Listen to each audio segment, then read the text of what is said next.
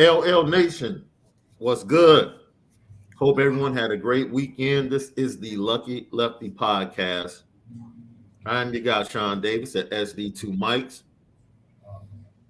That dude right there, the original Lucky Lefty himself, Malik Zaire. We are featuring and brought to you by Onora Whisky. That's right. That premium American whiskey. Why don't you go right now to OnoraWhisky.com, grab your little something to sip on, smooth, might grow a chest hair or two. Right. That premium American whiskey, OnoraWhisky.com. Great weekend. I would venture to say this weekend couldn't have gone better than it did for Notre Dame, bro. It feels good because it seems like, we're all moving on the same accord of the things that we should be going after and the things that they're doing in the MF era that align to the things we talk about. So it just seems like this is everybody's all in on the same thing. So right before we stopped recording on Friday, I believe the news of Jason Ademilola coming back had come down, and we knew Brandon Joseph would be visiting. News came down on Saturday that Brandon Joseph decided to commit to Notre Dame via the transfer portal, and you had an opportunity to speak with Brandon Joseph on Saturday night. What did you take away from that conversation?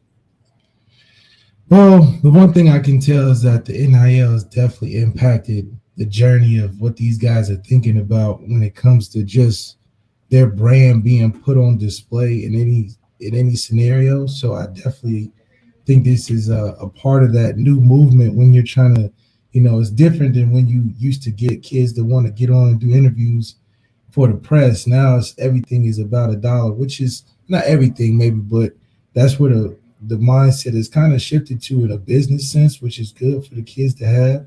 Yeah. But he's definitely excited about the opportunity to, elevate not only the team, but the brand of what Notre Dame carries. And coming from a nice place of Northwestern, and we already had a Northwestern transfer that boded well for us and even played with us in the playoffs in Ben Skoranek. So hopefully we get that same love that he was able to give us on offense on defense. So then the bigger news, and this is what I want to ask you. That was huge news, but there was other news waiting to be heard by Notre Dame and its fan base on January the 8th. And that was whether or not Isaiah Foskey will be returning to Notre Dame or foregoing his final year to go to the NFL. And he chose to come back. So we had Foskey's return. He stands hiring. We also had the twins, the Ademiolas, both returning. You also had Avery Davis officially coming back. You had Josh Lugg returning. And then you had Jared Patterson, the all-pro center, return as well. Out of all of those things, give me your top three things that have happened for Notre Dame that give Notre Dame a much better chance going into the horseshoe. What were the three things out of all those things I just talked about? Give me the three that were the most important. Foskey coming back, I think, is a huge step for what we can do on defense and solidifying a top 5 defense that you're going to need if you want to be able to broach that national championship conversation. I think Foskey is not only helping himself by coming back, but helping solidifying that defensive line that will have some guys fill in for, some guys coming back. So I definitely think that's a good staple for Marcus Freeman to lean on, seeing that he can get retention even with guys that didn't start out with him. So I think that's the number one for me.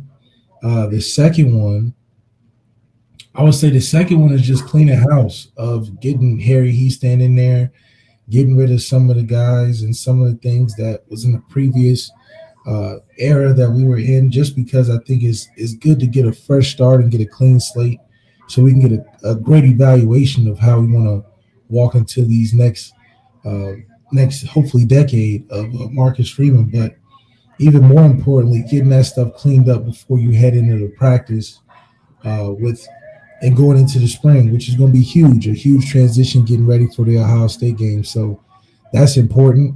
And then the last thing I would say is probably the Brandon Joseph transfer, to see that the efforts of our recruiting is even stout, and we're covering all the bases and trying to fill out the team as best as we can through the transfer portal. We've seen all throughout the country where it's helped many teams get over that hump, and we see it even in this game tonight, the national championship game, a bunch of transfers in there making impact plays. So all we need is one or two in a few spots, and we got it covered in the secondary, especially replacing Kyle Hamilton, who's a top 5 pick. He may not be a top 5 pick like Kyle Hamilton, but he definitely will provide a lot of experience and screen popping plays for that secondary that needs a little bit of help. For me, I think overall, and you can look at this, I wouldn't be mad if someone said Harry Heastand would be number one. And the reason I say that is because I believe it definitely impacted Josh Lugg's decision to return. I definitely think it impacted Jared Patterson coming back.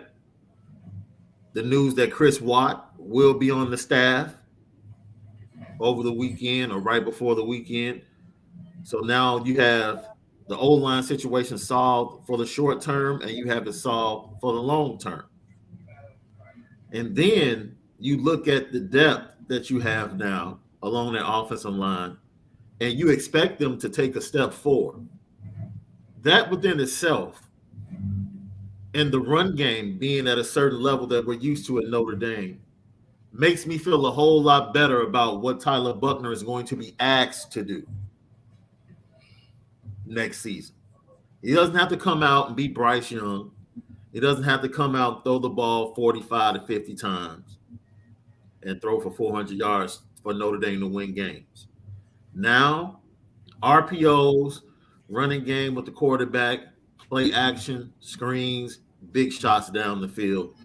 Notre Dame has a real opportunity with that offensive line being cohesive under Harry Heastand to go ahead and make some dynamic moves and dynamic plays in the 2022 season. Yeah, I think the Harry Heastand hire is very impactful. I just didn't put it as my number one only because I didn't think the offensive line was as abysmal as people were making it seem. I think Harry Heastand really cemented the greatness of it through the consistent years that he's been there. But I do think he does provide a huge stability for an offense that hopefully finds its identity. And like you said, a lot of the RPOs, a lot of some play action, heavy run game, getting Tyler to be less quarterback centric as an offense, to take some of the pressure off as he develops, to allow him to become from a game manager to a game guy that takes over. I think that's the proper steps to developing as we're approaching this new season, because last year he was too much of a utility guy. He was no different than a Taysom Hill you might throw in on kickoff return, or might go in there and make some tackles here and there, and may play quarterback. Because of the skill set that he has, I think this is a great way for Heastand to be able to use the offensive line to cushion some of the load that we'll have to ask him, especially when early on in the Ohio State game, provided he's the starter. You don't want to have him going into the game like Jack Cohn did in the Fiesta Bowl, throwing it 68 times. Now, we're going to have a lot more protection and a better understanding of the protection with Blake Fisher being older, Josh Lugg coming back, the offensive line being more experienced. But you also want to give Tyler the ability to let that running back room be take off. You know, we got the guy, Jaden Price, coming in. We got the running back room going to elevate itself. But it's important that if we can be balanced in the Ohio State game and give Tyler Buchner opportunities to take shots down the field in a controlled manner and not play desperate with Tyler Buchner, where we just say throw him out there and let him run around and use the talents he does have, we want to be able to monetize that to use it efficiently, so he's not just wasting big plays for empty calories. Lucky Lefty Podcast. Shaun Davis, Malik, Zaire. Thank you for everybody tapping in today. Hope you had a great weekend. We're going to talk a little NFL and kind of mesh it into the dominoes falling in college football. Black Monday has gotten off to a fast start. The NFC North, clean sweeps in front offices and head coaching situations. An unexpected firing down in Miami. And we'll get to some more things and how that might impact certain college football coaches a little bit later in the show. And then we're going to talk about one college football coach warning the rest of college football that they need to regulate the NIL or things are going to get worse. We'll get to that. So moving forward, Marcus Freeman got an opportunity to watch 10 of his kids in the Army All-American game. It looked very good, all those kids. And then the next day, he welcomed his early enrollees to campus. We saw guys like Jaden Mickey posting on his social media. His father was complaining about the 20-degree weather already coming from California. But also over the weekend, there was a viral video on TikTok where some Notre Dame fans kind of went at C.J. Williams and put some music to his decommitment and ended up. This rivalry, in my opinion, is going to be fever pitch in like 2 or 3 years when it comes to Notre Dame USC. I mean, taking the coaches, that's one thing. But just the way things have gone, the C.J. Williams decommitment, and just the natural rivalry itself between the fan bases. I think the two teams that are going to truly challenge Alabama and Georgia over the next 3 to 4 years will be Notre Dame and USC. You could definitely expect the challenge to be from USC because of the fact that they're in a conference in which Lincoln Riley has hit the jackpot into his coaching style and his paradise he'll be able to build at USC, bringing in top quarterbacks. I mean, Lincoln Riley at USC is a paradise for any quarterback that's a high, Hollywood style of quarterback, top 5 guy to really want to embrace the LA lifestyle with Lincoln Riley because they see the track record, they see what he's able to put together. And being in the Pac-12 where it's a passing league, I mean, that's like a kid in a candy shop. So it'll be an attraction of a lot of great things. Hopefully, what we know from Lincoln Riley's history, it won't be a lot of defense, but you will see some greatest show on turf in college out there in Los Angeles, not just the Los Angeles Rams. So, it definitely matches the area. I think the Rams are very similar to how USC is going to be built, have a high-quality quarterback that can throw it deep with a bunch of great receivers.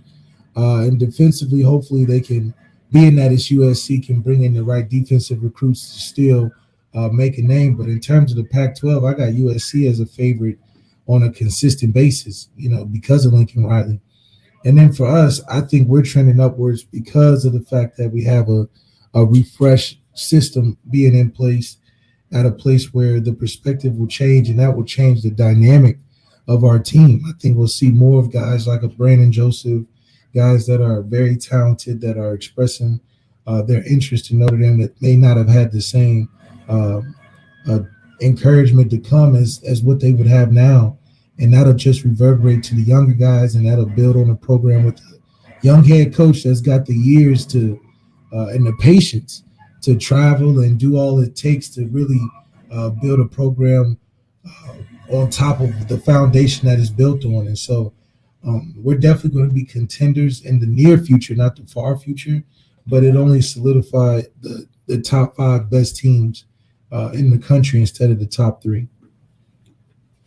After this past weekend, do you feel more comfortable about the 2022 season than you did on Friday? I feel we're in the right direction. The quarterback situation still has to be hashed out in my mind for me to really feel like we got the right decision. Like, for instance, that if we were able to snag a Caleb Williams, I would feel a lot better about going to 2022, just because I know that what we would get and the potential of what we would have will be enough to at least make it interesting in the shoe to match up their talent on offense. Now, moving forward, you talk about it's a pretty good reason to watch the national championship game. And Notre Dame fans, if for no other reason than to watch two really good football teams, Alabama will be down one of their top receivers. Holman Wiggins is a candidate to be the wide receiver coach at Notre Dame. So watching how he gets the young receivers at Alabama prepared, because they really didn't have to throw the ball against Cincinnati.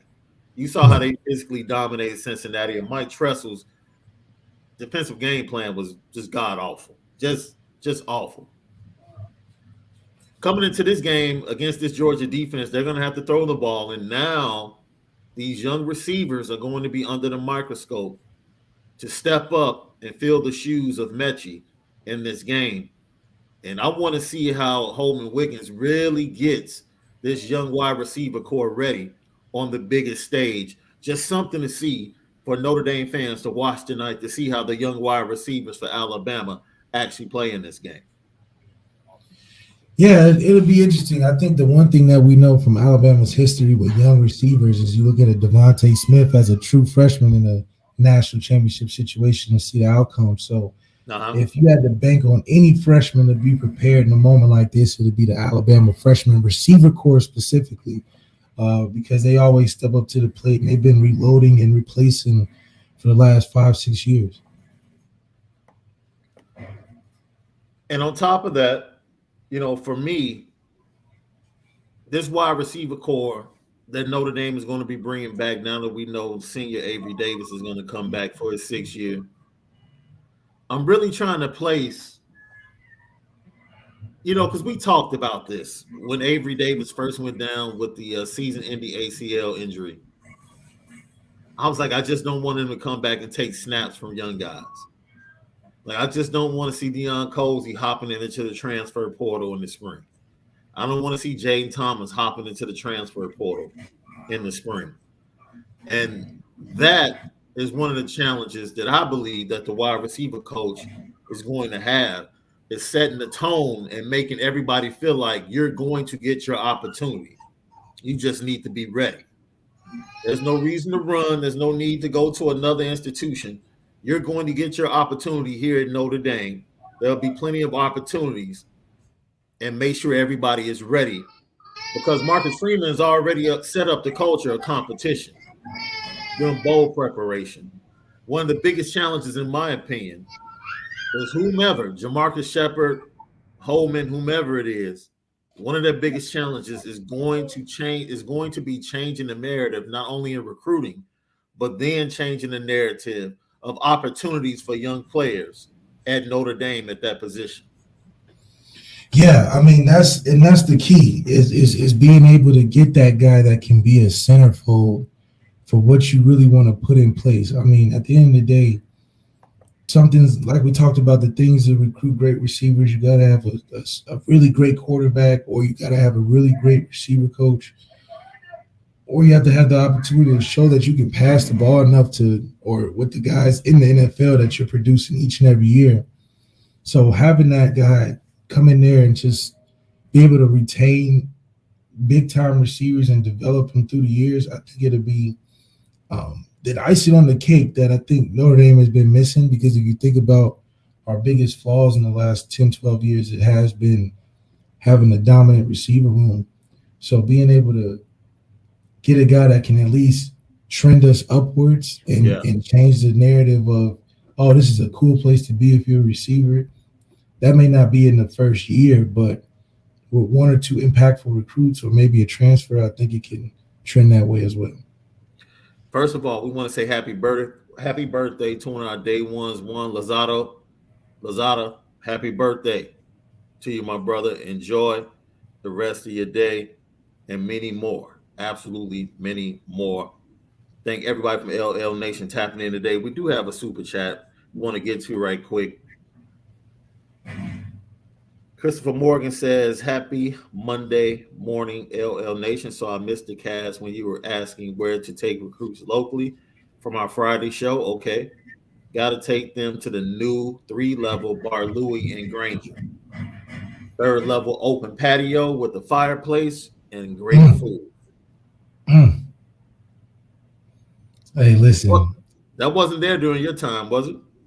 No, I mean, listen, Notre Dame is a totally different place than when I was there. I mean, Eddie Street's different, the stadium's different. So the one thing you'll get is that every time you visit, it definitely gives you an update on something new and cool and improved that they're trying to put out there. So listen, the more places, the better. I think this is a good opportunity for the people that want to get a better experience of South Bend to start at Notre Dame and then spread out. Yo, so I got Jay. I don't know if you saw this, bro. I didn't have a chance to really cut it up for us. Tobias on the petty train with the TikTok about CJ Williams. We'll get to that. We'll get to that. And just to let you guys know, I had computer issues this weekend. So it'll be a couple of days before I actually have the petty train intro.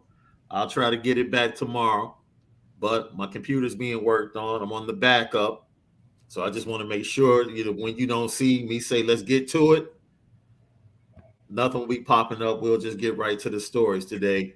And more than likely, yes, Tobias Merriweather for that TikTok is going to end up on the petty train for going at CJ Williams. It was kind of harsh, in my opinion, because he wasn't the first. I think Jaden Mickey went at him when he decommitted. So obviously, all of the California kids felt like they had a pack coming in to Notre Dame, and he broke the pack. So, and that's right. That's right. I'm tired of seeing all this fun-loving sportsmanship at rival schools with these players. It's time to be a little stingy, man. We don't. If you ain't with us, you against us, kind of thing. That is kind of like what you want to see, right? We don't like you. You don't like us. Let's get it. Let's get it. And it's cool because you know why? We are given too much benefit of the doubt because nobody's afraid to play us. Because you know why? They come to Notre Dame and want to take pictures and stuff. Right. Want to take visits. They want to take tour the campus. Right. Right. So now maybe it's a little bit, you might have to look over your shoulder now. We may not be too welcoming in the MF era with these recruits and how they're going about sticking together and being a you versus us mentality. You know what? I don't mind if teams like Clemson, Georgia, Oklahoma, teams like that, USC come into the stadium, but if teams like Toledo and the MAC teams, they need to be fearful of getting that 50 spot put on them every time they step in. Every time. These teams come in here and have more excitement on the sideline than we do. They come in here being like they go into the Roman what do you call it? The Roman Coliseum. They just feeding off of the crowd like in a negative way for us. Like we like, wait a minute, y'all can't be more excited off the crowd than we are. You know what I mean? Man, it's too many teams coming into Notre Dame Stadium real comfortable. Yeah. Not taking their shoes off at the front door. Going into the refrigerator without asking. Yeah, they over here just, it's ridiculous. The fan is already bad enough. The opposite team's fans have been taking over our stadium on big games, but we talked about that too. It just comes down to, at the end of the day, what are we going to take as a fan base to change the era? Like, we want to be an intimidating place to play. I remember when I was getting recruited, they always compared playing at Notre Dame or as an away team was like playing at Sunday Park, growing up, those soccer games, those soccer moms at those games on Sunday morning with all the little kids running around and get the nice little, participation clap. That's what people feel like, back when I was getting recruited, what it's like to play at Notre Dame. Right. So now in this case, it starts with the recruits. If the recruits is making it a hostile environment that if you either committing or we'll see you on the schedule, that's where it starts, because that's going to be a reflective of how the fans respond, when we're out there putting up 50 points a game. Yeah, man. Too many teams coming in, just going straight to the refrigerator without asking. Yeah, just go straight, make himself a sandwich, right. Grab your favorite chips that you've been holding on to, putting a little juice left at the bottom of the little bottle and stuff. Just you come in, they got your favorite chair, legs kicked up, watching TV. It's like, okay, that's how comfortable teams are. That's how comfortable Cincinnati was coming into Notre Dame Stadium. Yeah, go in there, laying on your bed, asking where the towels at, want to take a shot. Just too comfortable. So yeah, remember when I told you we were losing a little edge when we gave the visitors another way to come into the stadium besides that tunnel? I told you, bro. No, make them come through us through that same tunnel. One way in, one way out. If we get into a fight before the game, that's cool. That's cool. We're not losing the fight, and we're not losing the game. It's one thing to lose the game and get whooped. That's just bad. We got a question from Ashley Hill. Want to make sure we give clarity. That's not wait a minute. That's wait a minute. I know you're not dismissing seasoned receivers Avery Davis produces. Once again, we're not dismissing anybody. But I'm not sacrificing my youngsters that I had 3 years with for a guy coming off an ACL injury that I don't know what he's going to have to prove to me that he's still producing. I'm not just giving him a job. Yeah, you can't. You can't do that. Because that's what we did last time. That's what we've been doing this whole season, just giving guys opportunities because they've waited their turn, and that gets you only to a certain point. I think we just as a program are beyond that, and we need to focus on what is it going to take to get the best out there each and every time. And we love Avery Davis. I think he has to worry about getting in health to keep up with Styles. Because I think we're playing the same position. And Styles is just a young Thundercat. So that's a challenge in of itself. And I don't think we should deny ourselves as a team putting Avery over a Styles that's ready, because I think we can get more production out of Styles. And to be honest, based upon when the injury happened, I don't see Avery being ready game one. Yeah. That would be miraculous if he's ready to go game one at full game speed. That's what George Pickens tore his ACL in spring ball, and he didn't get back until like the end of the season. Yeah, and for like you said, for it to be a late injury, I think he would push himself obviously to get back faster than what he's probably allotted to. I know they're going to take their time, but when I'm thinking about it, it's just an uphill battle for him, and especially when you're coming back as a fifth-year senior, it's tougher to do that collection of things considering where we're trying to head to. And hopefully Marcus Freeman and Tommy have a plan, but sometimes you get lost in the shuffle in these cases. Man, look, we're talking about changing narratives, right? And Jamarcus Shepard or whomever. Holman, whomever gets the job for the wide receiver coach. And shout out, you know what, man? Marcus Freeman is a really good dude, right? Laurinaitis has been trying to get into coaching. His best friend becomes head coach at Notre Dame, gives his boy a job, right? Gives his boy a job. Marcus Freeman goes hard at Brian Hartline, tries to get him to come over to Notre Dame, probably knowing it's going to be hard to get him from Ohio State over to Notre Dame. And, of course, since he's coming after his guy, what does Ohio State do? They give him a promotion and a raise. Look at Marcus Freeman getting this boy a raise. Boy, that's a good friend. That's a good friend. Do all this to make all this stuff happen, man, and you ain't even really won a game yet. I think it just shows that he's going to put it all on the line. And if he has to fail, at least he failed trying as much as he could. It's putting all the pieces together as best as he could. You can't blame that, man. You know what? Our guy, Day One, Matt Anderson, says Indy Stadium has a horrible fan atmosphere compared to the Southern schools. It's almost like half the stadium falls asleep during the games. It'll probably never happen, but it needs to pump up. it's kind of look.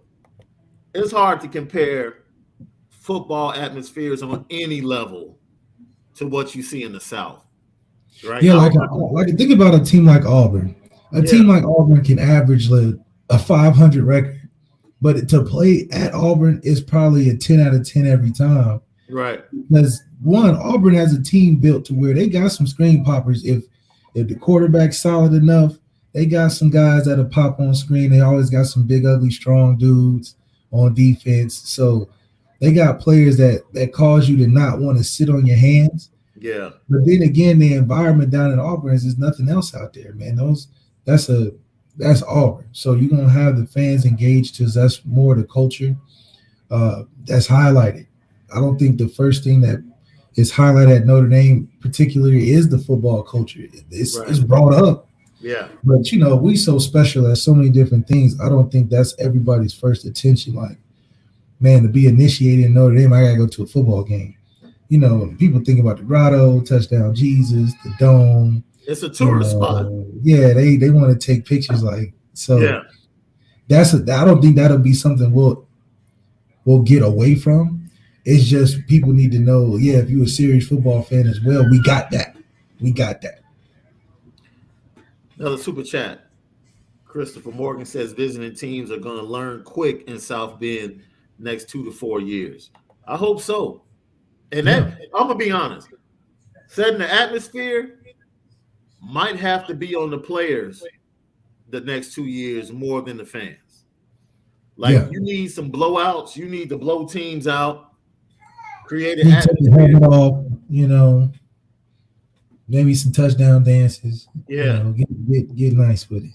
And get the fans out of there by the third quarter too. Let them go down to Edie Street or Eddie Street by the Yeah. third quarter. Let them filter Yeah, out. yeah, I didn't know that. Let them out. It should be like a 30-point game in the third quarter. Let them Yeah, go. help out. We should help out Yeah. local businesses and get them blown out for because usually when the game be over, we be overtime or something delayed. Right. So people get out, be hungry. All things close down at 10:30. So it'd be nice to get a nice dub like we did in 2015 at Texas. Get people out before the start of fourth. They go to Brothers, go to Yats, Chipotle. The whole nine. I got Brendan Stanton says Avery Davis should be Styles' backup. Styles has way more upside than Davis. Davis gives us great depth. I don't think Avery was coming back in mind of being a backup. But At it's one of all. those things. It's one of those things to where we got to be like, what are the coaches thinking forward, or the coaches being nice? Because I think everybody we can sit on this podcast and evaluate who's the better for the situation right now. Then I know that they probably know the same thing, and so it's about are they gonna make the decision to put Styles in that what we need from Styles right now in our offense to get us more threatening in our schedule moving forward. I don't think Got teams Andrew will be. Goss says in the chat, tickets are way too expensive, man. I've never paid for a ticket to a Notre Dame game. It's either been by credential or, when I was a younger kid with my grandfather. So What you got to I do put up is with the prices. if y'all really Notre Dame fans, this is what y'all got to do. Y'all got to come together and buy season tickets together as a family, and then y'all split the games. Like you can go this one, I go this one, you go this one. So You gotta make your own package up. yeah, you got to make your own package up because Notre Dame gonna get they squeeze their dollars out of them tickets. Yeah, Remember, they sold turf facts. or the Daniel grass Wade, before we got turf. They thank you sold for that the for super chat. hella money.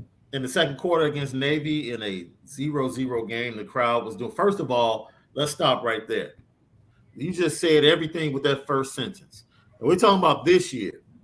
In the second quarter against Navy, which was one of the worst Navy teams I've seen in recent history.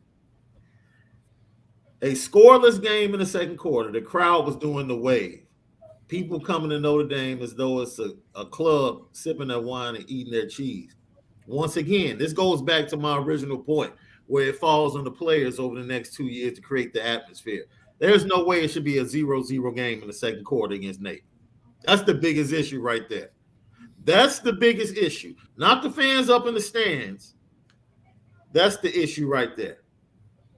It is. And we always joke that Stanford, they up there doing homework while they playing the game, but we just as bad. We just got more seats, So for us, I think even adding as much as we did to the stadium, let the people that want to drink wine and eat cheese up there, and you let the real Ravage fans in the stadium, at least close to the action, where we can get the camera on them to make it look like that we rocking in the house. I think one of the things, I think just because of who we are, we have an older fan base, more mature, people that's been going to games since they were little, and now they older than the stadium happen to still be going to the games. So you're just not going to get the same energy as you would as the student section, which is only a portion of the stadium. I remember going to Clemson, it felt like the whole stadium was a student section, and it was in the rain. So it just shows that it's just the culture may be a little different. I don't think we have like our fans would be old for, these conference teams like in North Carolina State. You're not going to see a bunch of third generation, second generation, first generation all at the game at the same time. You might just see junior parent weekend or something or whatever the case is. So I think because we're so traditional, we got a lot of people that traditionally come. Yeah. That's just what you're going to get. So we want to say congratulations and much success to Myron Tagliavailoa Omosa, who decided to go to the NFL and take his talents to the NFL.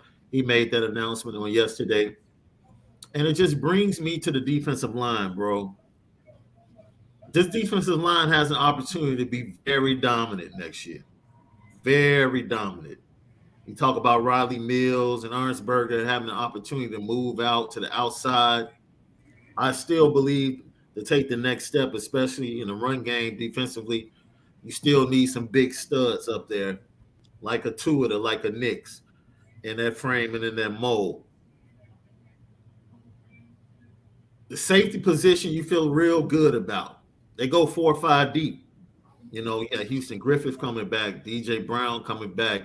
You get Brandon Joseph, Xavier Watts, who in all possibilities can play on both sides of the ball. He's that talented. If you need to move him to wide receiver, you can. The safety position is in much better shape. The cornerback opposite, Cam Hart, because we went into last offseason saying who is going to be that number one defensive back, and lo and behold, Cam Hart rose to the occasion this season. Now we're asking who can be that guy opposite. Will it be one of the incoming freshmen? Will it be a guy like Philip Riley? It's going to be very interesting to see, because if they solidify that second defensive back, safe to say this could be a top 5 defensive team next season. Yeah, it's going to be a key ingredient. I think with Foskey being back, Brandon Joseph coming in, the experience of the defense raising, as well as just the team in general just upgrading.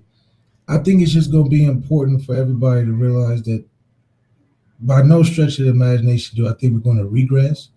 Yeah. So progressing, I mean, the ceiling is even higher. So I do think that getting closer to having that another year under Marcus Freeman and his defense and setting in, it's kind of like the cake. You got to let it rest so it can get all the right taste together. And I think that's what's going to happen this next year. I mean, if you saw I want to get to the wide receivers because, a lot of people in the chat are talking about that. But this defensive line and the linebacking crew that they have coming in. Now, some of those youngsters, we expect Prince Colley to definitely get some tick next year. We expect Jalen Sneed to be impactful from that linebacker core next year. But for me, I'm going to be honest, man. I'm not really concerned about – my only concern really is finding that next defensive back. That's really my main concern. Everything else I can rock with week one. And I think I the would D much line, rather face CJ Stroud week one than week 7. You know what I mean?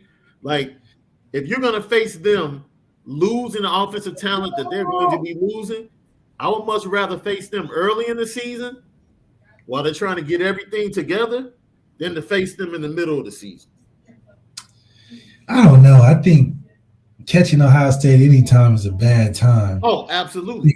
I think But ask having Oregon, I'm about to about say, playing them early in the season and playing them later in the season. They would have so I, smashed I Oregon. definitely was about to bring up Oregon. I Yeah, think what Oregon's advantage was they had a quarterback that was experienced. They had a team that was riding high because they played really well and had a number one player in Kayvon Thibodeau riding. They was riding that defense with and that linebacker that was really good. But what I really liked about what I was seeing is that and the potential of what we can have is that Ohio State, yeah, they're going to challenge us on the receiver and the secondary in 100%. I don't care who we got back there. yeah, So my concern going into the game is what's that D tackle like? What's Fauci and that other end looking like? And how impactful can we get a 5-star D tackle in there? yeah, Because CJ Stroud's not he's kind of built like a Dwayne Haskins. He's not going to run on you for 1,000 yards. So getting pressure on him with 4, getting in his face with just pure pass rush with that middle pressure from a D tackle or a nose guard is going to be critical because that's going to throw him off his timing to make him more inaccurate. I don't want to hold on the fact of him sitting back there all day just being able to go against a stronger secondary because it's hard for any secondary to keep up with the amount of talent that they have on a down-to-down basis. I mean, we talking about 80 to 85 plays of playing secondary defense. I think it's just better to get pressure to lessen some of the accurate chances to give us some potential turnover opportunities. So for me, I'm looking at the D-line going into that OSU game. And Nana, we have to forget Nana Asafa Mensah, who was pretty much Isaiah Foskey's backup, now probably slides over to the opposite side his junior year. You look for it to be his breakout season. So you have both of those guys coming off the edge. Quarterbacks, I mean, that's something for CJ Stroud to worry about. Yeah, if we can get CJ Stroud thinking and at least take his first read out the picture, I think we can survive having him be able to be a playmaker with his feet a little bit more and buying time a little bit more.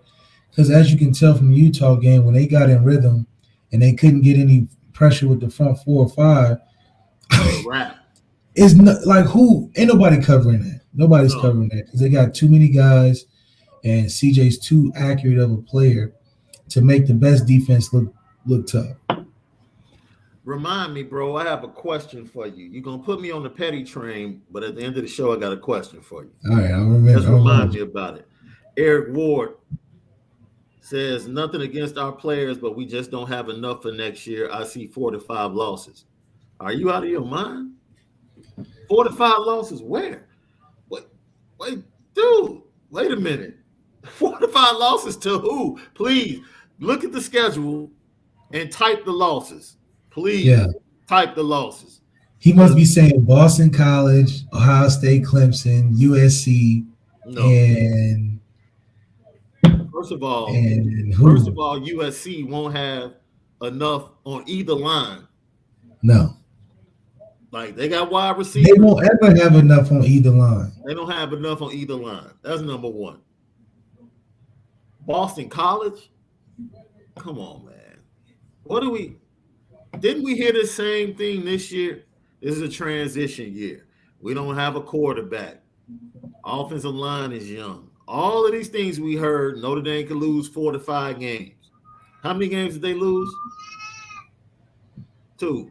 Yeah. 2. Games. I mean, Clemson, we're scared of Clemson now. Clemson just struggled to put up 24 points against Iowa State. We're scared of Clemson now? I mean, It's not like Trevor Lawrence is their quarterback. I will say this though, Gabe Klubnik is going to be a problem. From what Yeah, I but not saw in the next All year. American game, he's a But not problem. next year. We should have a good enough defense to be able to stop a true freshman if he starts. If Well, we we're don't got catching him at the enough, end of the year. We're catching him in November. man, That's the listen, our difference. defense is supposed to be top five. Oh, absolutely, So if we can't absolutely. stop a true freshman, I don't care if he's Tom Brady, then that's one thing. But you got to be pretty damn special to be cooking us on defense next year specifically. Like you got to respect our defense. I think Cade is going to be good, but I think our defense is going to be better than when DJ played us at home with the talent that we'll have that's compared to that talent that was on defense when they played. Yeah, yeah. So is this true? Because like I said, I look beer being sold at Notre Dame. I don't know if that ever takes place. I mean, that's really a tough one. Um, I'm sure if you tailgate, you can BYOB and get lit anyway coming into the stadium. I mean, I put the onus on this Notre Dame football team to create a better atmosphere. Yeah. Flat out. Flat out. Which is not a hostile environment. So, No. you'd be a rival fan, you come into the tailgate, they offer you a hot dog, some Notre Dame gear, they show you around campus, give you business cards, you leave like a networking event. And you The think, Big Ten was like that though, bro. I can honestly say we traveled around. When I was at Illinois, we had good friends there on the squad that always left us tickets at will call at every away game. And we would go to the campuses. Michigan State is still my favorite campus.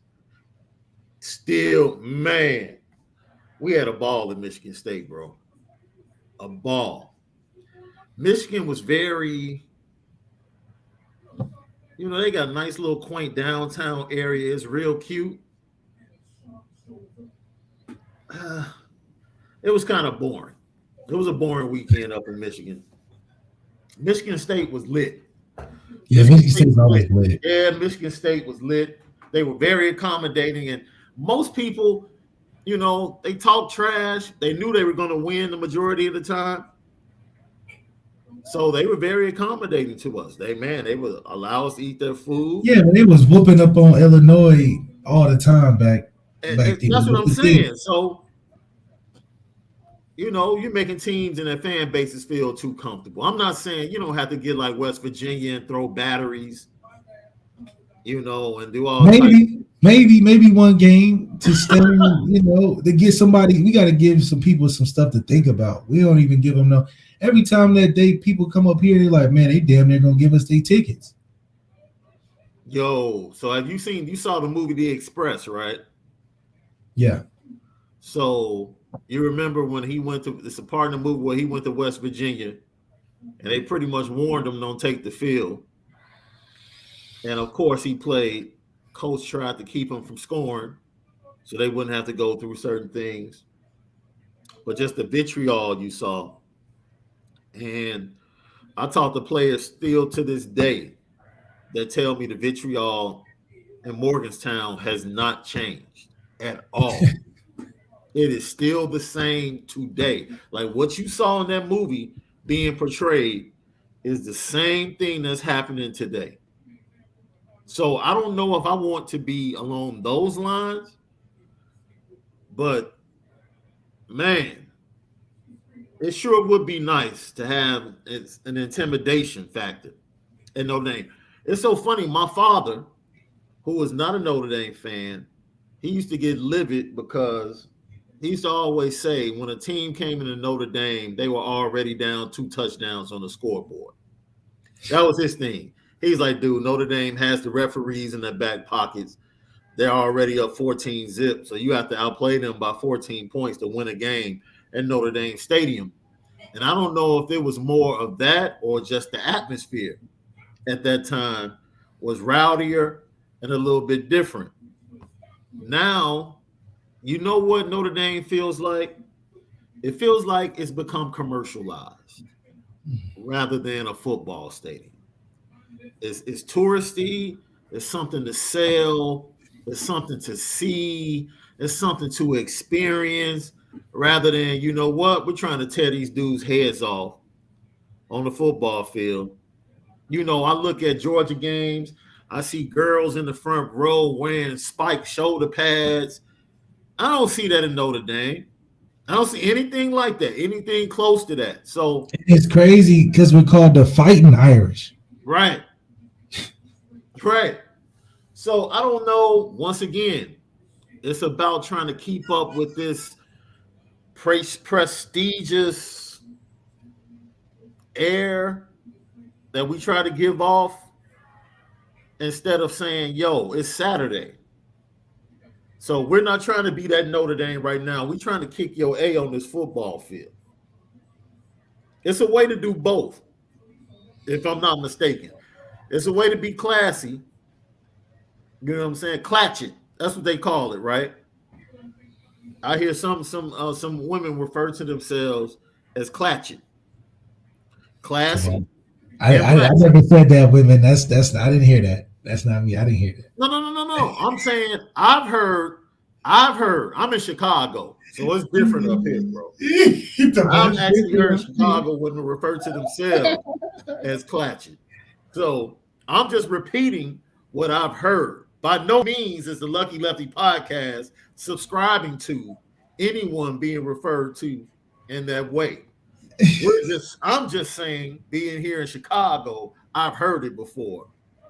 I've heard people refer to themselves as clatching, saying classy and ratchet at the same. So that's all I'm saying, bro. Every now and then, it might be cool for Notre Dame fans to be a little clatching.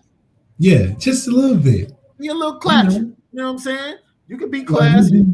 Just, it's like, I don't even know what it would take. We just are so fun loving and so traditional. Yeah. I mean, you know, it's like teams are watching a show that they're just playing a role in, because you got the band that runs out, everybody hits the sign. Oh, the Jets go over. I mean, it's so. Look at the scoreboard and the marching guy. Like, it's just, right. It's like a circus. Right. So teams come out that little small tunnel like the Coliseum. It's like, right. Y'all got all this extra. We about to blow all this up. We ain't worried about that. Right. Move them recruits over. We coming to take over. So right. It's set up. It's set up too much of a you want to knock it over type of place. It's not like oh my goodness, the fans were on top of us and I was distracted because it was a clown in the middle of the stand. But it's just an interesting place. You know what? That's funny because a lot of people are in the chat. Ashley, I definitely heard this. Thanks, Ashley Hill. Bugetto. Yeah. Bugetto. I've definitely heard that. Bugetto. It's called Bugetto. Yeah, Bugetto. And our girl D Beezy. Our two queens here on LL Nation. D Beezy says everyone has a little ratchet tendencies. Yeah, like we can let's try to boo, a team running out or something. At least on third down. You know what I mean? Yeah, like we gotta put the fighting back in the Fighting Irish. That's Get a little Bugetto on third downs. You know what I'm saying? Just a little bit. Matter of fact, hey, D Beezy. Because I think D Beezy is Greek. So I know she's classy, but D Beezy, answer me if I'm correct. D Beezy comes across as one of those people that you just don't want to get on her bad side. You might have to be something like a really nice person. And fellas, if if you're trying to holler at D Beezy, don't lie. Don't lie. Don't try to play her. And don't talk crazy to her, or you might see the other side come out. I pretty much think that's the way it is with our girl D Beezy. As a matter of fact, I'm pretty sure that's the way it is with D Beezy. Let's get to these wide receivers because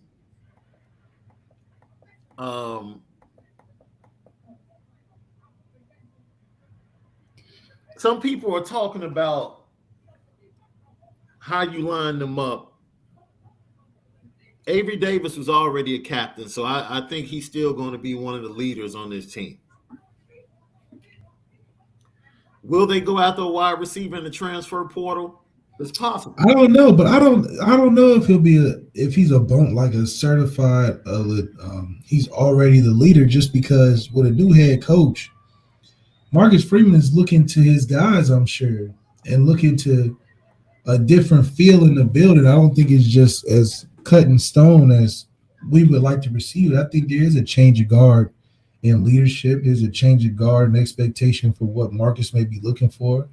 Maybe he's looking for more of a, whatever the case, maybe he's looking for more defensive leaders for the team. I do think it's stuff that takes place that we don't really acknowledge. We just kind of see on game day, and maybe that's one of those things.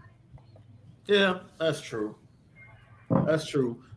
But for me, I think this is just me. I think Lindsey and Zoe get the most targets next year. I think Tobias is definitely a factor by game 3 or 4. Tobias Merriweather. Avery Davis, he's a technician on the inside. And it's all about when he come back. I don't think he'll be there game 1. No. I just don't, from an entry standpoint. And we don't want him to push it for him to be back. Absolutely.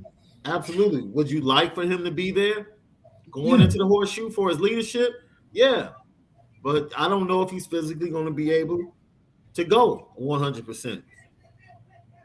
And then taking a step back, you want Deion Colsey to take a step forward and be a guy. As someone said in the chat, Joe Wilkins is coming back. The possibility of Xavier Watts coming back across the ball to be a wide receiver. Now, how is Tommy going to put it together? That's the question. This is where the CJ Williams decommitment hurts, because it would be different if Avery was just coming back and he was healthy. Yeah. Now that CJ Williams decommitment hurts a little bit, along with Amorion Walker defecting and going over to Michigan. That right there, in my opinion, kind of sealed the fate of our guy Dale Alexander. That was just tough to overcome in the evaluation that Marcus Freeman was giving him. Yeah, you lose both of them. It's just not good. No, it's hard to overcome that. Y'all buck wild in this chat. I'll tell you that, man. Come on, man. They take what we say and they just take it to the next level. That's what we like, man. We like that. So let's talk. Can we talk a little bit about tonight's game? Because we took a beating about a month ago, bro. You remember that? Yeah, like Georgia I thought Georgia was gonna do this and that. Yeah, we thought so. We still think so. And right now, we're where we thought we would be. We said Georgia would be in the national championship game. That's a fact. We thought it would be we really thought this would be a coronation tonight, because we thought they would handle business against Alabama. Alabama was in, and they would come into this game and just pound whoever was facing. It would be like beat a sorry team. Either way, they're going to have to beat Alabama. Whether it was if they beat them in the SEC championship game, Bama doesn't have to play them again. Right. So either way, they have to beat them in the championship game or tonight. That's what it comes down to. The chances that Georgia's the favorite by 2.5. Over under for you bettors at 52.5. Every time they've played in a championship game, the under is hit. Except for the last time they played. It'd just be a shame if Georgia goes out the same way. Yeah. It would just put a big stain on their whole season just because of the way they lost the first time was just like Yeah. As great as their defense was, just losing the way they did just made it so like it just made an asterisk. It felt like they just didn't feel as good as they was playing. So I doubt that they come with that same intensity this second time. But it really depends on Stetson Benson. Is he coming out and playing with a man on fire with something to prove, or is he just going to give a good performance? Because it's going to take more than just a good performance to win tonight. Look, I've been thinking about this. You watch that game, you say to yourself, man, football is really simple. Stetson Bennett cannot outplay Bryce Young. He just can't outplay him. Yeah, I mean, not head up. And there are certain things that Georgia has offensively that Alabama can't stop. Yeah. And it's certain things that Alabama has offensively that Georgia can't stop. Basically. And it comes down to the execution at the QB spot. There you go. You just can't get enough out of what you need from Benson because his ceiling just ain't that high. He's going to do what you asking, but Bryce can do what you asking plus give you a little extra on top. And I'm going to be honest with you. I didn't like what I heard from Stetson Bennett this weekend because he's fooling himself. When they were talking to him, he says, you know, I'm not going out there playing with a chip on my shoulder. You know, we feel like we're the better team. And I'm like, no, fam. What are you talking about? You need to have a chip on your shoulder. You need to feel like you've been talked about. You need to go out there and be different than the dude that's thrown 5 interceptions the last 2 times he's faced Alabama. See, like, that's just the definition of a guy that's along for the ride. When you along for the ride, you saying that because you really want to hide behind everybody else and be like, y'all do it. I'm gonna just do my part, and hopefully y'all rally behind that and bring me to the forefront, because no real dude is saying no stuff like that. That's crazy. It's not that he has to say he has a chip on his shoulder. Right. But don't downplay it like y'all just gotta handle business. Like this ain't the team that just embarrassed y'all on a national stage. Especially from the guy that's not better than the other trigger man on the other side. Man. If anything, I'm like, we're looking to hit him in the mouth. We've got a bad taste in the last game. None of that stuff matters in the before. It's all about right now. Yeah. We're looking to do the damn thing. He's so calm, like it's just gonna happen, and he's not that good. Like you said, it just seems like he's overinflating what he's putting out there because of what's around him. Michigan ain't Alabama. So what you went out there did, that's cute, but you got to play on another level tonight. And that's the thing. I don't think he has to play on another level. I think he just needs to avoid the mistakes. Yeah, but that's going to happen. If he plays clean football, they'll be in the game. That's all. You got a chance. That's all you want to do is give your athletes a chance to make the play in the fourth quarter. That's all you want to do if you're a quarterback. If you're Stetson Bennett, that's all you want to do. Don't go out there and try to win the game because you can't. Because you can't, yeah. If you go out there and try to win the game, you're not that dude. If you try to outperform your performance, you go embarrass yourself because Alabama's a team that they waiting for that. Yeah. They played so many games where they were favored that they just will get right back into, all right, you're going to mess up, we're going to take advantage, and we're just going to take off on you. Just flat out go out and be a college quarterback. Just be a really good college quarterback tonight. That's it. And there's nothing wrong with that. That's good enough. Because if your defense can't stop Bryce Young, it won't make a difference. Yeah. The game will be, more than likely, the game will be decided when you're on the sideline. Yeah, basically. It's going to come down to this Georgia defense doing what it's been drill all year. Absolutely. Because that's the best what you can put in college football on the turf for all the marbles. Georgia defense versus Bryce Young. That's the best combination on the field in college football. Stetson Benson, I couldn't imagine him driving against Alabama for 2 minutes for the game. That's just not how this game is going to set up. The football gods are going to place the best defense on the field versus the Heisman winner and Bama on offense for all the marbles. That's how I feel like the game's going to come down to. Yeah. Yeah. And for me, right, I can tell you within the first 2 series whether or not this is going to be over or whether it's not, because I'm telling you now, if they let Alabama come out and score early, it's a wrap. It's a wrap. If Bryce Young gets into a rhythm early, it's going to be a long night for Georgia, man. They didn't look like a good second half team last time they played. Right. It's so crazy though. We were talking this weekend, right? And LL Nation, this was one of the funniest moments of the weekend. So I'm talking to Malik offline this weekend, and we're laughing, right? And then he's like, "Man, I wonder where Will Anderson is going to go in the draft." I said, "What you mean?" He's like, "He's going to the draft." I said, "No." I said, "No, my brother. That dude's coming back one more. That dude has to come back." And he was like, "What?" What? Yeah.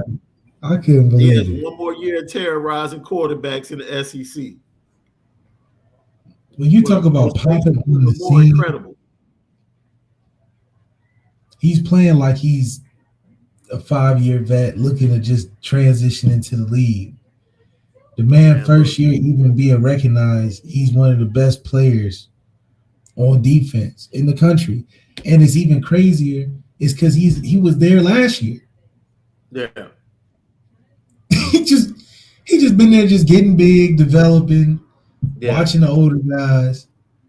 The whole time was the best one or one of the best ones. So it's just crazy to see the type of how in depth the recruiting is at Bama and just a goal of what we want to be to. That looks like a Jalen Sneed that we thought was a linebacker, had to wait his turn because we had another first round guy that through a year getting bigger was like, you know what, you might look good on that rushing on the outside. It's funny because I see in the chat, people going back and forth over the CJ Williams thing, and people are like, move on. Look, we're having a conversation about depth at the wide receiver position, which is going to be lacking because of 2 decommitments and injury. Like, it's a conversation you have to have. It's an honest conversation. Nobody's. We lost a coach over CJ Williams, like he left. Yeah, we lost a coach over that. But if we didn't, we lost a coach over that. But the wide receiver room will have more depth if they didn't lose the 2 receivers they lost at the end of the early signing period. That's just plain. That's true. And it sealed Dale Alexander's fate. It did. Dude, please. We were the first. Who were the first people to say he never wanted to be here anyway? This podcast. The LL Nation. The LL Nation. If you're going to have an honest conversation, which we're having right now, you have to bring him up. So put your hands over your ears if you don't want to hear his name. Because if it pops up that we have lack of depth during the season, you might hear his name again. Like, hey, this is where not recruiting well at that position over the last 2 years hurts. Yeah. We could talk about the decommitments from the 2020 class. It hurts. And that's one of the biggest things that Jamarcus Shepard or Holman Wiggins is going to have to change. The narrative about the wide receiver room at Notre Dame. That narrative is going to have to change. And I talked to our guy Brian Driscoll offline, and I think he's pretty much said this as well. Their top priority is Dante Moore. I'll just leave it at that. At that quarterback position. Their top priority is Dante Moore. and it might come down to when Dante Moore wants to commit. You know, he might want to wait. Where else would he go? But I'm saying he might want to wait. You know, he For might not what? want to commit in the early spring. He might want to wait it out over the summer. The only place he can go is Bama. That's a heck of a place. that's a heck of a place to go. That's a heck of a place to go. I agree with that. He don't seem like the type. You know, he don't really, I didn't think Bryce was the type. Bryce ended up being the type. But you said you didn't think Bryce was what type? I didn't think Bryce was going to go to Alabama. Oh, the type to go to Alabama. Well, he wasn't. No, USC just happened to be down. They just happened to suck. And they took advantage of it. We not like that though. It just seems like it's a really good fit. It's kind of like one of those fits where you just like Michael Jordan to the Bulls. It was just a fit. Yeah. Like I really couldn't see him getting like even hypothetically drafted nowhere else. It was just the Bulls or it was no Michael Jordan. Yeah. So Dante, I don't think he'll look good in a Arizona jersey. It's just best if you just go ahead and put on that gold and blue. Well, dude, he won't look better in any jersey than he will in the gold and blue. Yeah, I just think this is just one of those fits, you know. Like I ain't gonna lie to you, I didn't think Tyler at first was a Notre Dame. Midwest Notre Dame guy. So, I thought he was so far west. I'm thinking he's a Cal or Washington or something, but it changes every day. Yeah, Matt Anderson, thank you. It's more than just recruiting, though. I mentioned this last week. Georgia recruits 4 to 5 5-star recruits every year, and is always in like the top 3, and they've won one championship in their history. Georgia's only problem is that they never recruit a great quarterback ever. They never do it, and I really think it's deeper than just not wanting to. Mm-hmm.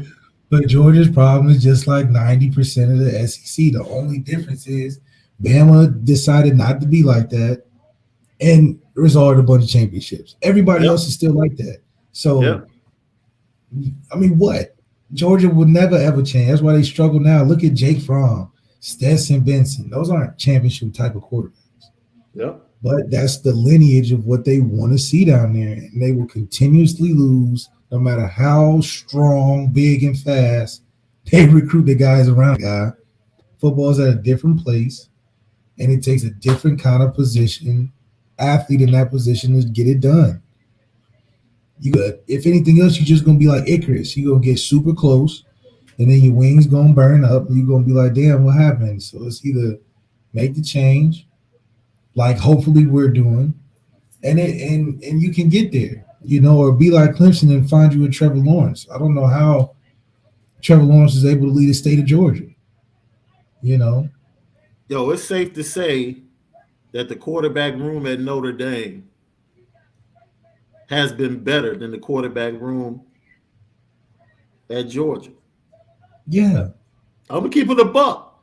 Georgia gives tryouts for their quarterbacks at school. They'd be like, who want to just try out to be on this all-star team? Stetson Bennett was a walk-on that left, went to junior college, came back, was told he has no shot to start, and still ended up being the starter. That's a real problem at in your quarterback room. That's a problem. No depth. That's a problem. No depth. That's a big problem. Notre Dame has a problem in the quarterback room, but Notre Dame's quarterback room is better than that. It's had better production and looked a whole lot better than Georgia's. Georgia just got dysfunction. Like they just, I don't know, maybe their budget runs out on quarterbacks. They spend all that money on everything else, and they're like, damn, we only got a couple grand for a quarterback. Shoot, we might as well just have tryouts. Yeah. They'll be walking around campus and see a couple intramural teams and be like, you know what? Put that with what we got. We can make something out of it. And make no mistake about it, you just can't poo-poo recruiting. The only reason Georgia has had 3 legitimate shots to beat Alabama is because of their recruiting. Yeah. Like, it's a reason Georgia is like, it's Bama And then it's Georgia. There's a reason why Georgia's right there with another legitimate shot to beat Alabama. And recruiting is the main reason. The only reason. And then you can't think of Georgia. You can't think of Georgia's culture without Kirby Smart and not think about recruiting.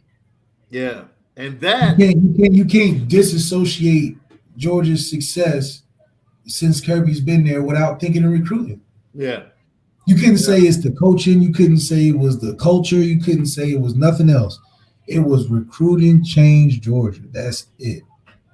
They fast-fooded the process at Alabama to get something that tastes good, but it ain't good for you. Bama done cooked the whole meal and had it all. They, pre-cooked the meals and had it laid out for weeks ahead. Georgia was like, okay, we know how to make the food, but we need it faster. Now they got, high cholesterol, blood pressure.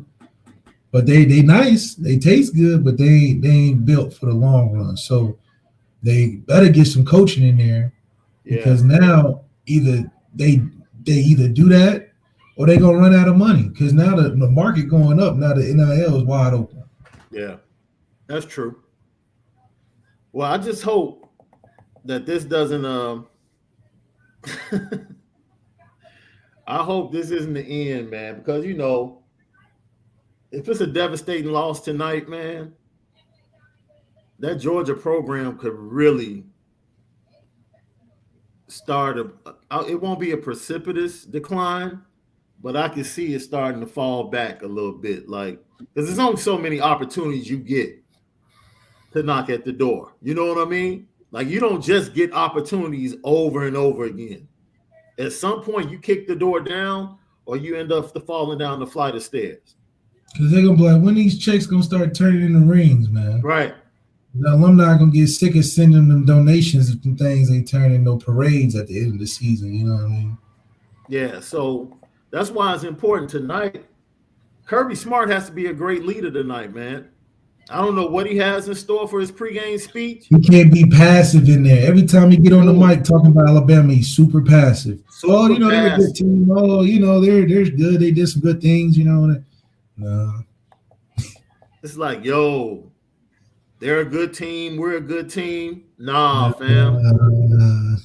You better call Lou Holtz and have him send over one of his speeches or something. He always plays these games like it's an honor to play Saban, not like he actually want to beat him. It's just like, you know what? If we give it our all, we win, man, that's all I can ask for. Like, no, you're not paying for recruits like that. D-Rock, you're right. I think this is a must-win for Georgia tonight, man. This is a must-win. And it's their fault. They the ones that recruited the 25 stars and paid all that. Yeah, so you need a win in that situation. You don't get to lose tonight. No. You don't get to lose tonight. No. Because if teams can't coach their way to beat Alabama and they can't buy their way to beat Alabama, then somebody got to take Saban out. That's all it comes down to. And on top of that, let's be real. Look, Nick Saban shot one across the bow of college football yesterday in his press conference when he was asked about the NIL, and he flat out said, look, the NCAA needs to regulate this before it gets out of hand and before somebody starts to dominate. That's his words. He said, I'm giving y'all a head start before I get to take it off, and you ain't fit to get nobody. Nick Saban is letting you know, all right, I'm going to give y'all some time to get this straight. Y'all don't. He said, I got a plan cooking up to where it's really going to be over for you. It's about to get real ugly out here. We going to start paying NFL salaries. We so goddamn good. For sure. You just want to get a salary, you come to us. You just get a 4-year check, It's going to be competition. It's going to be tough. But you can't, what you going to do? The whole state going to be involved in it. Because Nick Saban feels like I don't need the NIL. I've been smacking y'all without the NIL. I don't need the NIL.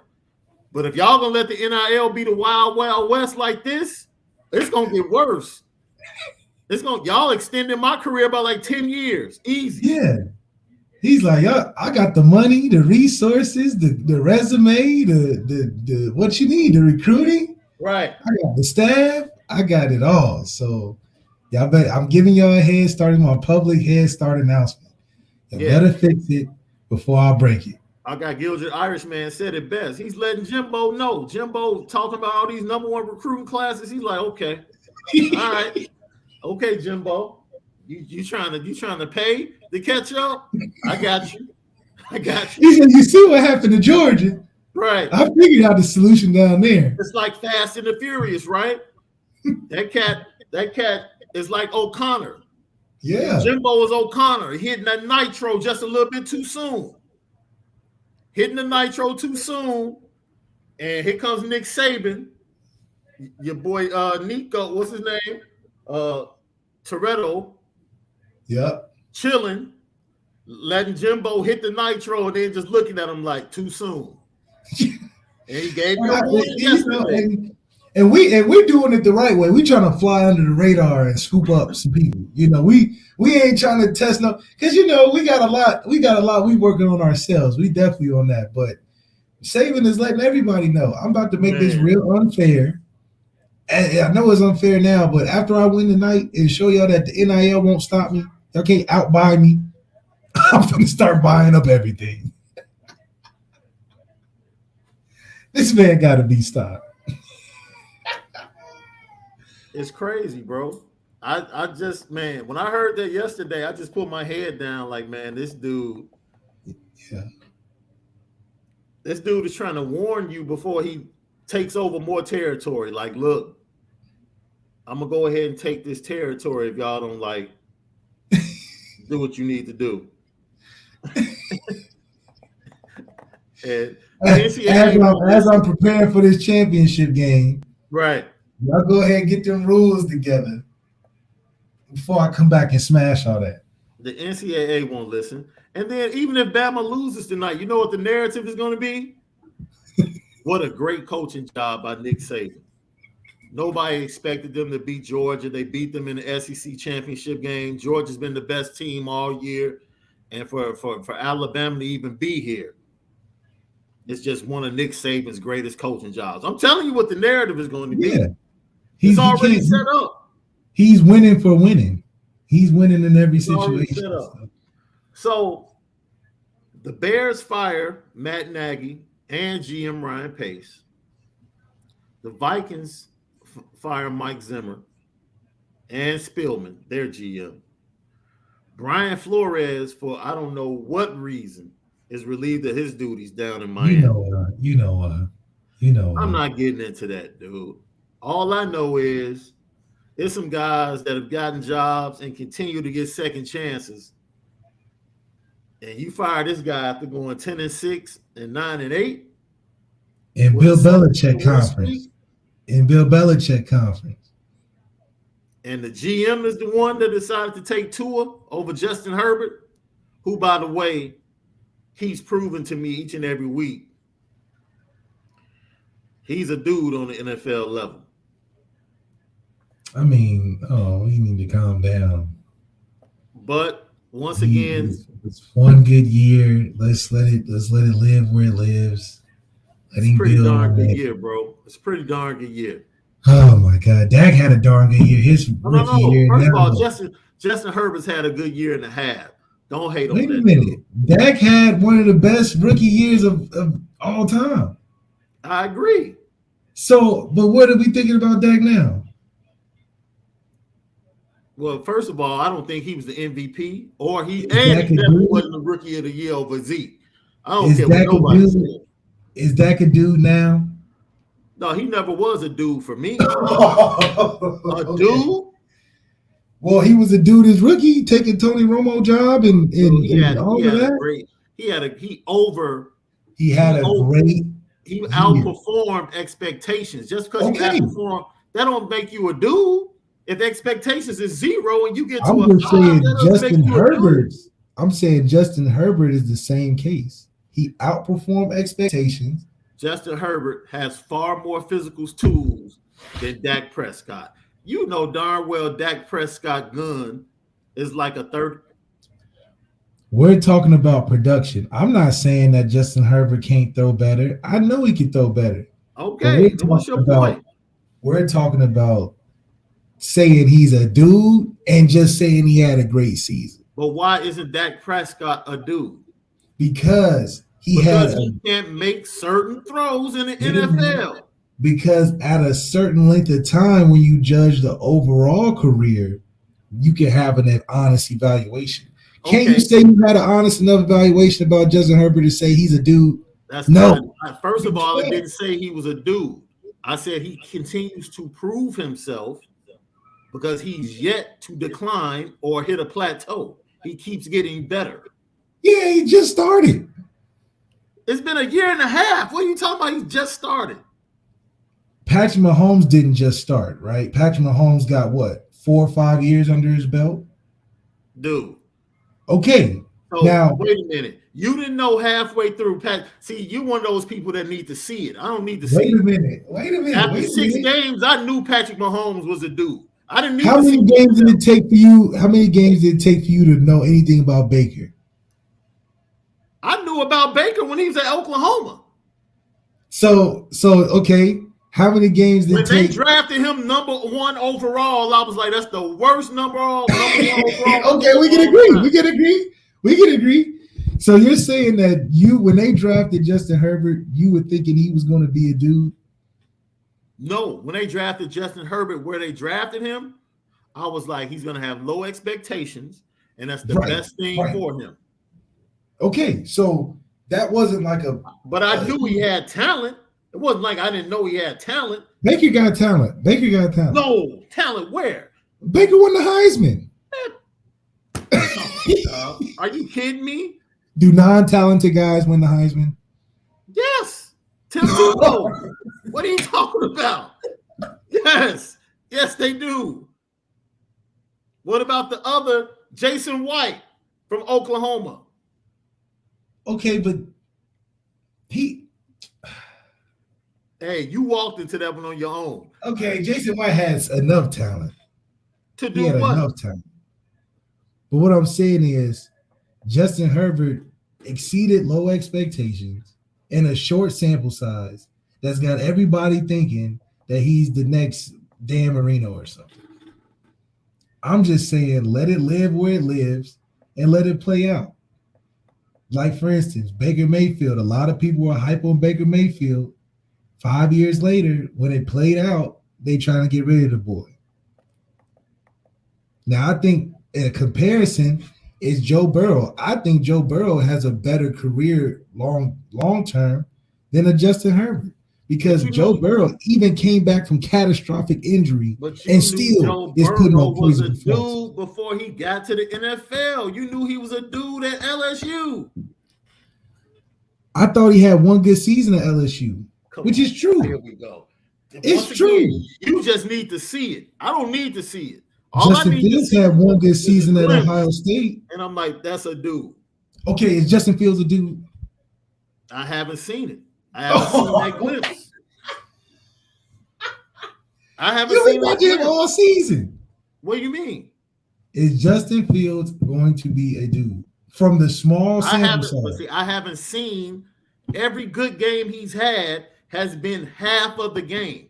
Like that great second half he had against Pittsburgh, that was one half. The first half was okay. So half, quarter, couple seconds, what can you evaluate from what you've seen? Just like Justin Herbert, you haven't seen all of Justin Herbert play. You can win 10 games with Justin Fields in the NFL. Okay. You're asking me, have I seen something? Okay, that's fine. You're saying, have I seen anything that puts him on Patrick Mahomes level? No. Okay. But you saying you seeing things from Justin Herbert on a Mahomes level. I said he's steadily improving. Don't try What's to a dude? Maybe I need to know what a dude means. I never said he was a dude. I said proving himself to be a dude. He's steadily improving and could be a dude. I said he could be a dude. Who's a dude? Patrick Mahomes is a dude. Do you think that the gap between Patrick and Justin is huge or small? Oh, Justin got a ways to go. Okay, that's fair. Yeah, he got a ways to go. Justin has a ways to go to get to Deshaun. Wait, I'm talking about Herbert. They both have a ways to go. Okay, that's fair because I think Deshaun's a dude. I think Patrick Mahomes a dude. You got to realize Justin Herbert walked in with a lot of toys. Yeah, I agree. A lot of toys. I don't think you can say Justin Herbert's a dude just yet. Just like you can't say about Jalen Hurts or Justin Fields just yet. I can tell you what, Dak was never going to be.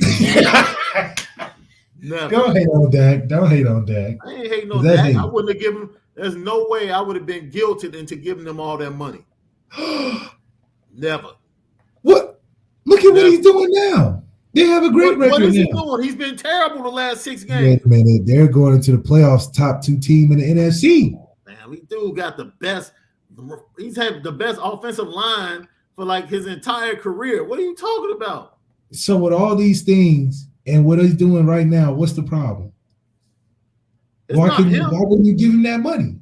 You can win with him, but you asking me to give up 35% of my cap to one dude? He better be Patrick Mahomes. He better not be Dak Prescott. He in the playoffs. He got a higher playoff spot than Patty Mahomes. He got a what? A higher playoff spot. Dallas number 2 in the playoffs in the NFC. Kansas City number 2. What are you talking about? Oh, the Kansas City number 2 as well? I thought they was number 4. Yeah. I thought it was number 4. Kansas City might as well have a bye. They play the Steelers. Well, Dallas got the same seed. But Dallas is going home, though. See? That's you hating. You think Dallas is beating the 49ers? I'm saying Dak is giving his money's worth. Y'all paid him $70 million to get to the playoffs. He's in the playoffs. He better not lose first round. I know that. He's not getting paid all that money to lose first round. I know that. You talk about what in the future. We don't know the future. No. We know that he signed a contract to do certain things, and now he's in position to do those certain things. Because you're saying like they could win 10 games with DiNucci. So basically, you're saying DiNucci won the one game that he did play. Is DiNucci taking the Cowboys to 10-6 in the playoffs like they are, or 10-7? Man, cut it out. Hey man, you got a lot more faith. You got a lot more faith in Dak. You got a lot more faith in Dak than me. I know that. You can't sit here on a straight face on the LL Dak Nation. hasn't even been to a championship game. Wait a minute. We can't cross over this. A championship game yet? We can't cross over this, Shaun. You can't sit there on this podcast and say Ben DiNucci or any other quarterback on that roster would have got this team to where they are right now. Come on, man. This is blasphemy. You're trying to say they got this record because of Dak Prescott? Is that what you're trying to say? They wouldn't have been in the playoffs if it wasn't for Dak. If you put Justin Fields on the Cowboys with that talent around him, I guarantee you they make the playoffs. We're not talking about Justin Fields. He's talented. But wait a minute. Any talented quarterback with that offense and those weapons will make the playoffs. Stop trying to act like Dak Prescott is making things look better than what they are. He's not dude. We saw how pathetic the Cowboys looked when Dak Prescott wasn't around. Dude. Nobody was thinking. Dude, you're trying to make it seem like Dak Prescott is on the same level of Patrick Mahomes, and he's not. I'm saying they paid money to Dak Prescott. They didn't pay Dak Prescott that money to get to the playoffs. That's not why they paid him. Right. They paid him to get to the Super Bowl, right? Thank you. That's right. The playoffs should be a given. That should be a given. The playoffs for Aaron Rodgers is a given. The playoffs for Tom Brady is a given. The playoffs for Patrick Mahomes is a given. You don't get 35% of the cap to make it to the playoffs. Right, that should be a given. Right. All I'm saying is that regardless of what's around you, as the quarterback, when you step on the field and you get paid that much money, you should be a playoff team, regardless. Okay. And they're a playoff team with the chance to win the Super Bowl. No. No, they're not winning the Super Bowl. Dude, I don't know what offensive team you've been watching the last 6 weeks. They're not winning the Super Bowl. Dallas got their money's worth with Dak Prescott. That's what I'm proving. How? They paid Dak $75 million to be in position to win a Super Bowl, and damn it, he's in there. He has not made a championship team. He has not made a championship game yet. Don't tell me about what he's done. He has not made it to a conference championship game yet. He hasn't made it. How many years does it take? Because are you comparing this to Patrick? Because Patrick did it in what, 2? How many quarterbacks doing that? And I'm not talking about Dak. He's talking about people in the chat talking about 17%. I'm talking about when you're a dude, you're 30% of the cap when you get your big contract. Am I right or wrong? You're right. It's deserving, though. Wait a minute. If Dak makes the Super Bowl and wins the Super Bowl, is he going to rip up that contract and ask for more money? Of course. That's the market they're going on. Okay. Yeah. We know how this goes. Yeah. Okay, then. So we know that he deserves that money. And when he fulfills it, what? Upon the market, upon the need, upon the fact that they wouldn't be there without him. Man, stop, dude. Come on, man. So based upon the market, Baker Mayfield should get the contract extension, right? No. Baker Mayfield and you said based upon the market. Whoa. We talk about guys that are at that level and guys that's not at that level. Baker is not at no Dak level. You think Baker's at a Dak level? No, that's not what I said. Okay. You said no. Now. When you negotiate a contract, you get whatever you can negotiate, right? Do you think that Baker is going to get paid? Answer the question. You get what you deserve based upon what you can negotiate, right? Fair, yes. If the market says that Baker deserves this much money, regardless of how we feel, that's what he deserves if that's the market. So you said based upon the market, if that's the market for Baker Mayfield, he deserves that money, right? For good quarterbacks. The Browns not going to give him that. The Browns going to be like, you want what? Oh, no, we're going to have to let you walk, brother. Go ahead, walk over to Minnesota, Detroit. Come on, we ain't giving you that. What? Come on, man. Look, it's one thing to like Dak Prescott. It's a whole nother thing to like get the pom-poms out. The pom-poms? Yeah, dude, throw the pom-poms away. Dude is okay. Last year he was hurt, right? What'd they do? Yeah, that's when he had the compound fracture. And then what happened? And what happened to the Cowboys? What do you mean? What happened when he got hurt? He got hurt, dude. What happened if Aaron Rodgers gets hurt? What's gonna happen to the Packers? What's your point? Any NFL team that loses, if Patrick Mahomes gets hurt, what do you think is gonna happen to the Chiefs? They're gonna be, and guess how much they're paying that guy though? Chad Henne's gonna win how many games for the Chiefs? 0, just like Ben DiNucci. Okay. So you have to pay the guy that's going to keep the team afloat, and that's Dak Prescott. You compare Dak to Aaron Rodgers and Patrick Mahomes. They had no choice but to pay Dak Prescott. They had a choice. They just said the smart thing to do is to pay the guy that's going to give us 10 wins and get us in the playoffs in position to win a Super Bowl. Okay. You're going to be in position all the time and never win a Super Bowl. That's my point. You can be in position as much as you want to. You know how many times I have put my boys in position, introduced them to girls, and they couldn't close the deal? Are you kidding me? You can be the greatest friend in the world, man. Put your guys in position, introduce them, tell the young lady all the nice things about them. Set the table. If they can't close, they can't close. And Dak is not that dude. Jeez. Well, somebody paying him like he's that guy. I can't argue with the money, you know. He got the money because that was his market value. We'll see how Baker's market value is. I want to see Baker's market value. I want to see Baker's market value after this. But you're We're trying to gonna make see it how much seem the like market load Dak Baker. got the money because he was a dude. That's not why he got the contract.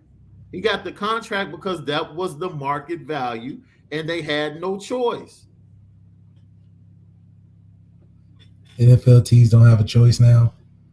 No, not at quarterback. Come on, man. Come on. Okay. Watch the Packers keep Aaron Rodgers after all this stuff they talk. We talking about Aaron Rodgers. Exactly. Yeah. Just like you talking about Dak Prescott in the same sentence. That's right. Thank you, Tavis. Dallas is a 3 seed. They're not even a 2 seed. Look, they paid $70 million to get close to that Super Bowl, and they think paid they can $70 win million to be a 3 seed. Do you think they're gonna pay $70 million to Baker because that's what the market says?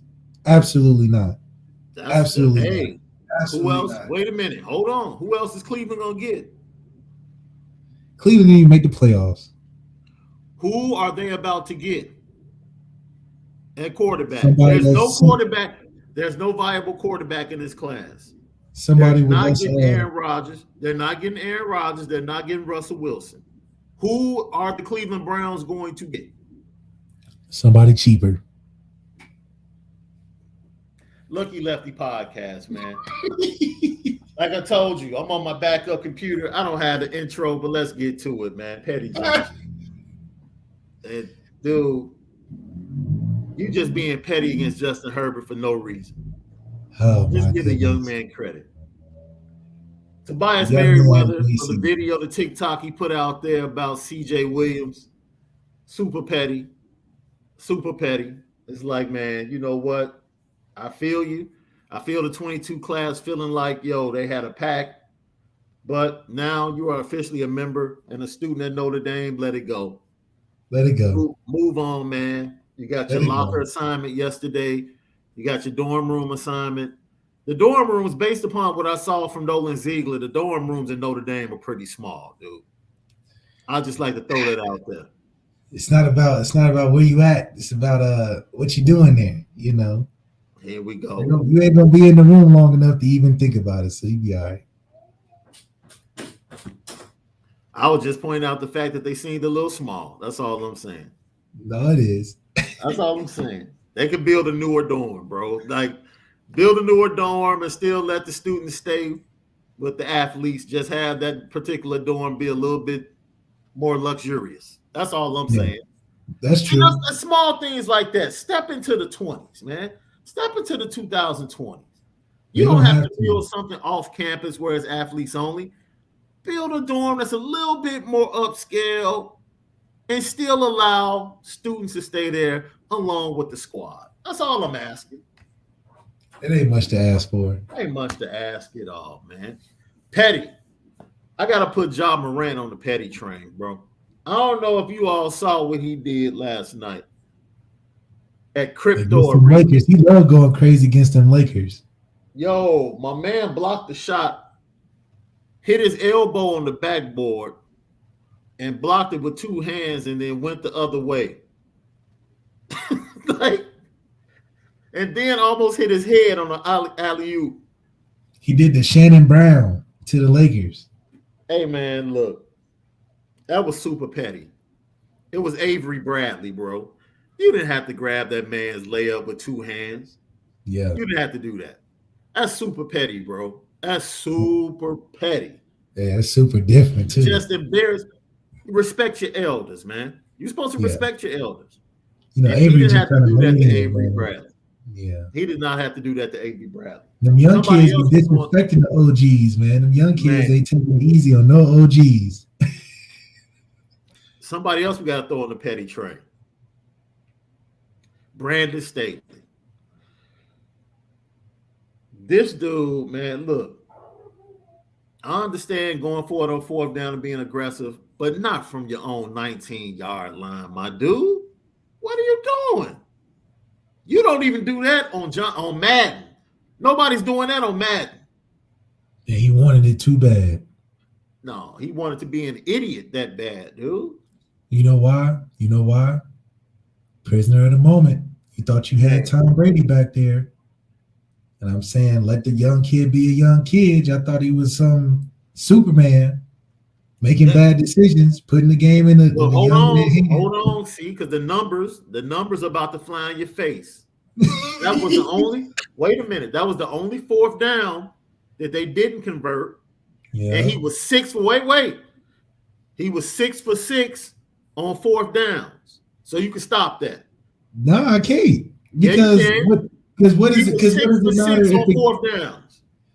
So are you the type that throw the ball instead of hand it to Marshawn Lynch? Because you said Russell Wilson then had a crazy game, all game, 400 yards. He didn't let him all the way down. And you're going to go to the sideline and be like, we might as well let him throw it. Where's my whistle? Hand the ball off, Shaun. Where's my whistle? You are reaching with 5 fouls right now.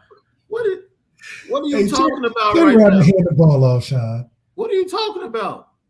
Y'all put so much faith in this quarterback to be Superman because y'all in a prisoner of the moment. Oh, we can throw it 70 yards. Oh, we got Justin Herbert.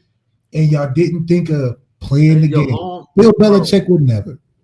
I don't care if you got Patrick Mahomes. You're not going for it on your own 19-yard line. I'm telling you why he went for it.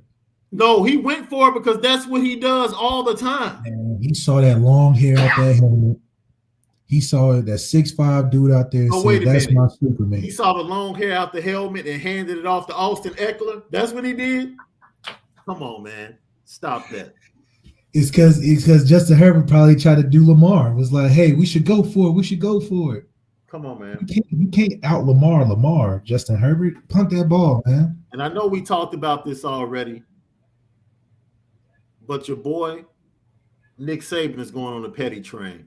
Because he ain't have to let everybody know what he's about to do. He didn't have to. That was super petty. Nick Saban had to let you know. But that's when you're on the top of the hill, you do stuff like that. You know what I mean? You gotta let the people know what's coming before the rain comes. Bronx ND fan says, do the big linemen at Notre Dame sleep in the same beds? They do. They just they just give an extra twin. That's all.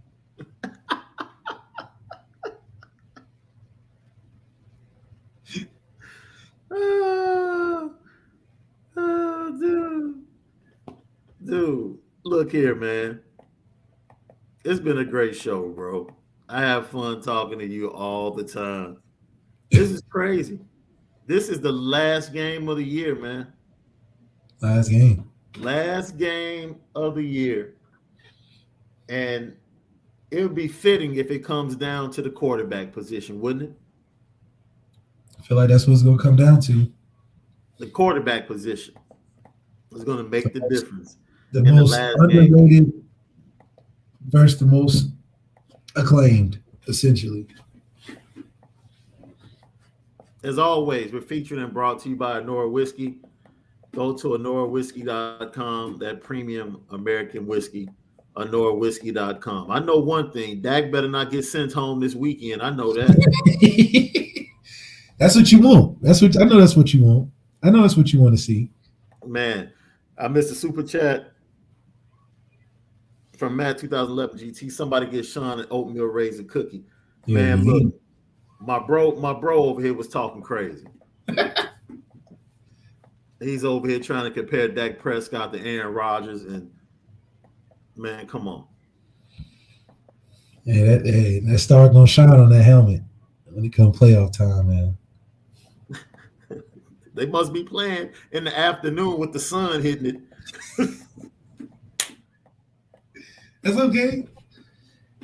We just know who's not playing. The guy that's and last but not least, Johnny Manziel goes on the petty train, bro. I had to get him this weekend. So I guess he got jealous about Notre Dame fans talking about the 2023 recruiting class and how they were number one. Mm-hmm. And so he tweeted out, a snapshot of the recruiting rankings from this year and said ND fans must not be aware of what's happening in College Station or what we're doing. And and then put clowns on the end of the statement as if Notre Dame fans were clowns, which I thought was ironic because the nerve of if there's one person that does not need to call anybody else a clown, it's probably Johnny Manziel. I don't know. He could talk a little stuff from just what he was for college. He did have Mike Evans. Last I checked, what did he win? Shit, nothing. Just like us. Okay. Anyone he did win the and he did beat Bama. So I feel like now you should just get trophies for beating Bama. And thank you, D. Beasy. He's a goofy. I think he is too. But as we say in Chicago, get your goof out of here. Get out of here. He's a goofy, man. Like, what are you talking about? First of all, you don't even know what we're talking about. You jump into our conversation to try to throw shade, and you look like a goofy. Yeah, we ain't worried about Johnny Manziel, man.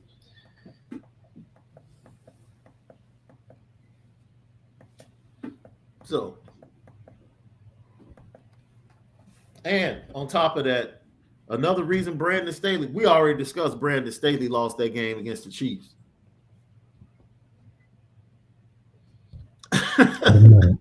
Automatic. PS says Saban is singing "Who Gonna Stop the Rain." It's gonna be hard. The NIL it just gave him superpowers. You know what I mean? You already gave the bad guy the gun. Now you done gave him superpowers. Man, look. Yeah, PS said, man, he balled up his fist this weekend, looking at that dude talking crazy. So we talked about this show, man. We thank everybody for tapping in. We talked about the big weekend, the return of Isaiah Foskey, the commitment of Brandon Joseph, performance of the youngsters in the All-American game, them enrolling in school on yesterday, getting their lockers and the dorm room assignments. We talked about the return of Harry Heaston and how important that is in making life easy for Tyler Buckner and the offense. We talked about the wide receiver room and whether or not they need to add someone from the transfer portal. We talked about our confidence on the back end and the safeties and trying to figure out who that next defensive back is going to be next to Cam Hart. And we also put a prediction out there that Notre Dame's defensive line is going to spearhead Notre Dame's defense being a top 5 defense. We gave you a lot today, as we always do right here on the Lucky Lefty podcast. So as always, hit that like button. Hit that like button. Hit it right now. Everybody, take a moment. Hit the like button. It's very important. Subscribe, share, and like. Let everybody know we spin it different. Lucky Lefty podcast. So, any parting thoughts, my brother? I got Georgia by 7. That's what I'm going with. You got Georgia by a tutty. By a tutty. Man. A tutty? Man, you have them putting some pressure on Bryce then. I mean, Georgia can't do worse than what they did last time. I mean, if you're going to look at it that way. Good grief. We were riding high on Georgia. I can't flake out now. D. Beasy, definitely. Let me know whenever you get here. Let's see. Tavis McKay says Bama's going to roll tonight. EK said Bama by 17. 17 is a lot of points, man. They did it last time. Especially, I don't know if you can get like a repeat of the SEC championship game, but if you do, like I said, this is a must-win for Georgia, in my opinion. Like, a loss tonight, a blowout loss tonight would be devastating to that program, in my opinion. Yeah, because where do you go from there? Because where do you go from there? You done bought all the talent. Man. So, you guys, enjoy the rest of your day. And as always, spend it different. We'll see you back here tomorrow at 9 a.m. We have a special guest for you on Wednesday's show. But we see you tomorrow morning at 9 a.m. Hopefully with more information about the coaching search and possibly a new wide receiver coach once the national championship game ends. All right. Have a great day.